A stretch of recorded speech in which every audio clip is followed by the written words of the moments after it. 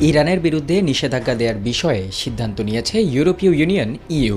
ইসরায়েলে ইরানের নজিরবিহীন ড্রোন ও ক্ষেপণাস্ত্র হামলার প্রেক্ষাপটে এমন সিদ্ধান্ত নিয়েছেন ইইউ নেতারা।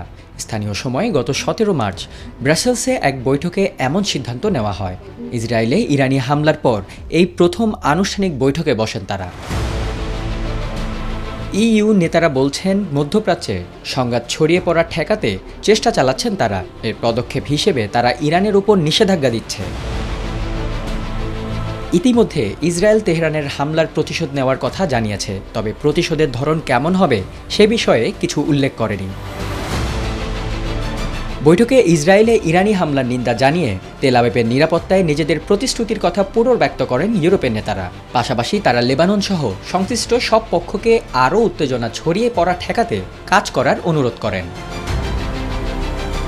ওই বৈঠকের সভাপতি চার্লস মাইকেল বলেন, ইরানকে একঘরে করতে সব কিছু করা খুব গুরুত্বপূর্ণ বলে আমরা মনে করি।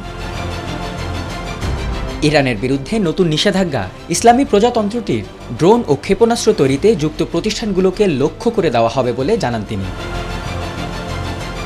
এ বিষয়ে জার্মান চ্যান্সেলর ওলাফ শলস বলেন, ইরানের ওই হামলার জবাবে নিজে থেকে ইসরায়েলের ব্যাপক হামলা না চালানোর বিষয়টি গুরুত্বপূর্ণ।